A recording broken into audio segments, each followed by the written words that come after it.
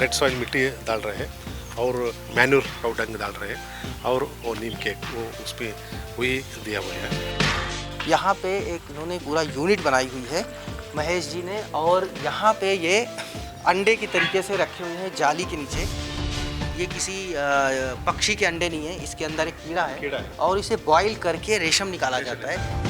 5 days rest में रहता है, 7 days onwards up to 20 days mulberry खाने के लिए देता है। आफ्टर 20 डेज होने के बाद ऊपर आके ऐसा सेल्स बनाता है।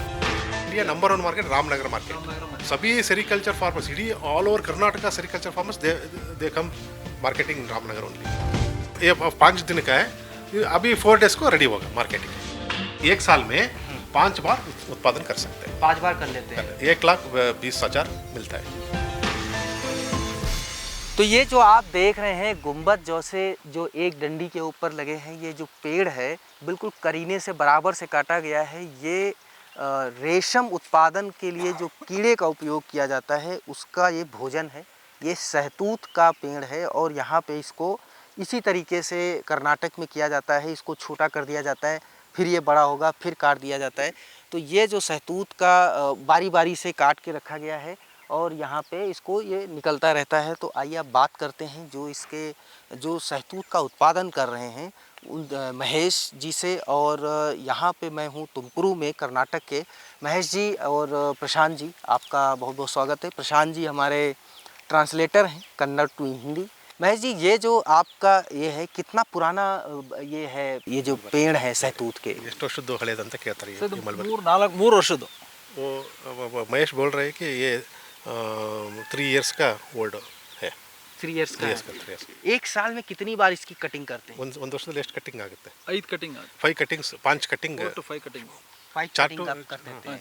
तो अब ये जब बड़ा हो जाता है फिर इसको सहतूत को ले जा कर के कीड़े का जो भोजन है, क्योंकि कई लोगों ने तो अलग अलग देखा है, जैसे बस्तर में है, कई जगहों पे सुनते रहते हैं कि सहतूत के जो पौधे पेड़ होते हैं उसकी पत्तियों के ऊपर कीड़ों को रख दिया जाता है और उनका भोजन बनता है।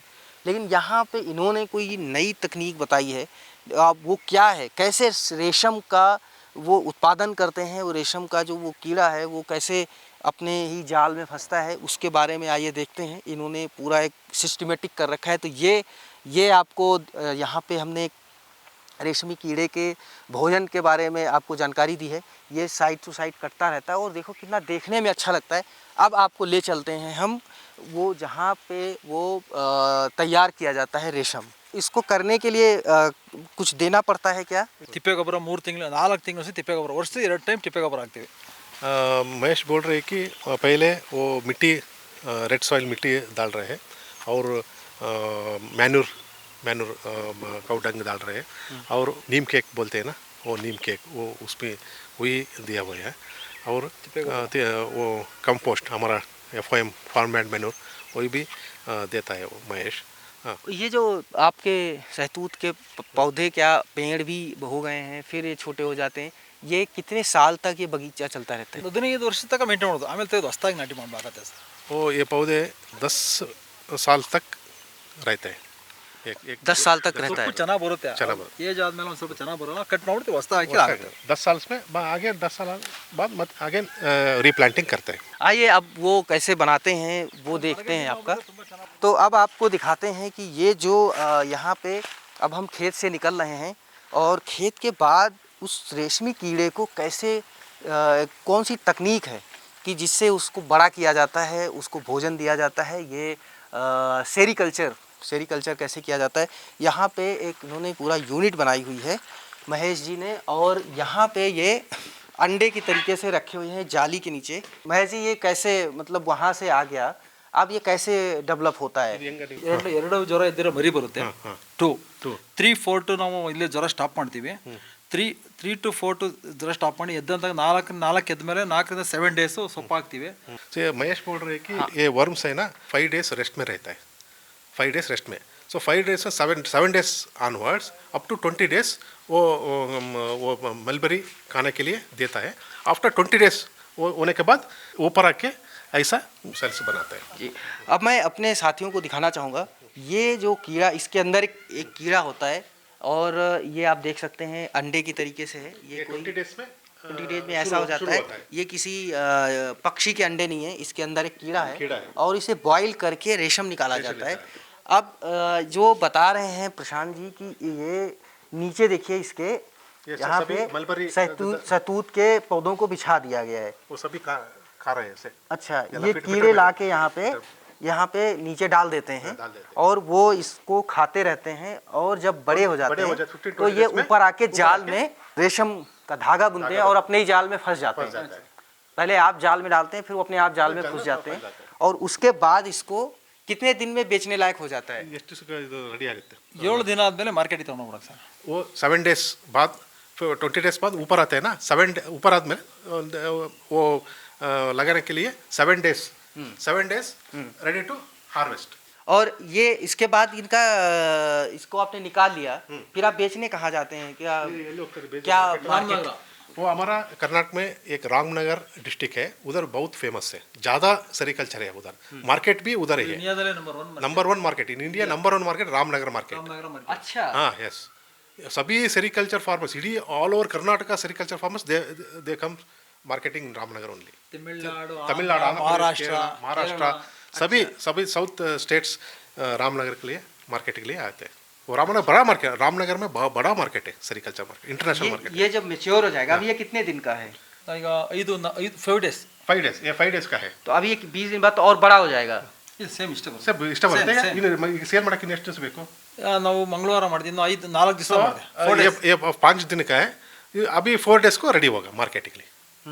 सो मैं बोला था ना 7 to 8 days ready to market. इसको पूरा एक बार में करने में कितना खर्चा आता है और कितने का आप ये बना लेते हैं?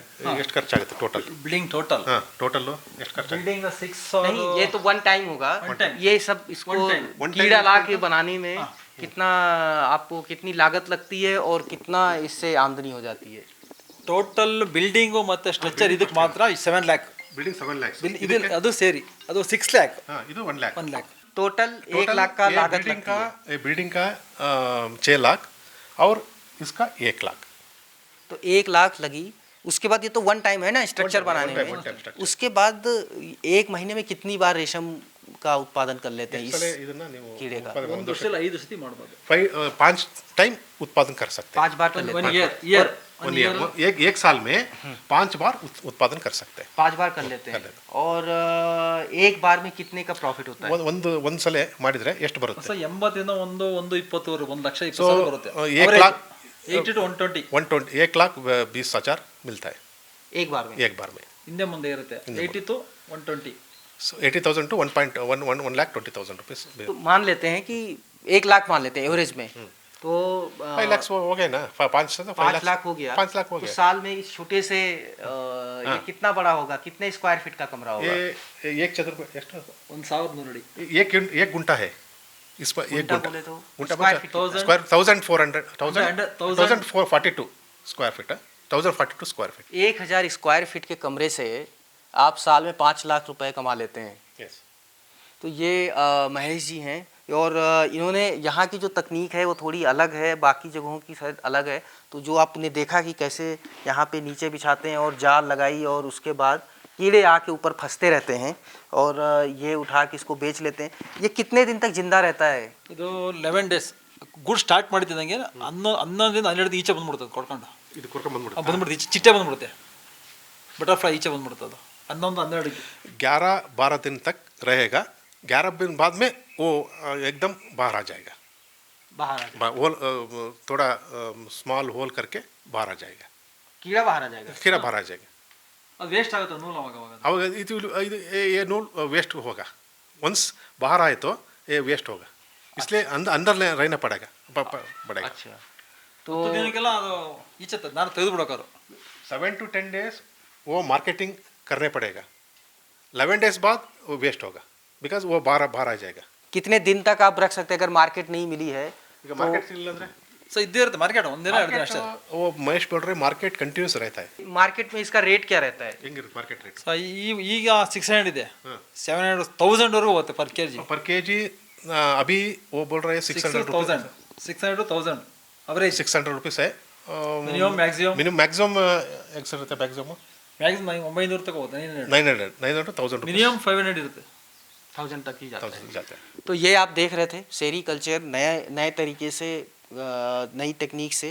अगर आपको ये वीडियो पसंद आया तो इसे लाइक करें, और अगर कोई इससे संबंधित जानकारी चाहते हैं तो महेश जी का जो नंबर है वो डिस्क्रिप्शन बॉक्स में दिया गया है। आप डिस्क्रिप्शन से नंबर लेके आप इनसे संपर्क कर सकते हैं और सेरी कल्चर की जानकारी ले सकते हैं। मनीष मिश्रा, गाँव जंक्शन। गांव जंक्शन को सभी सोशल मीडिया प्लेटफॉर्म्स पर फॉलो करें। व्हाट्सएप चैनल और जीमेल आईडी पर भी संपर्क साध सकते हैं।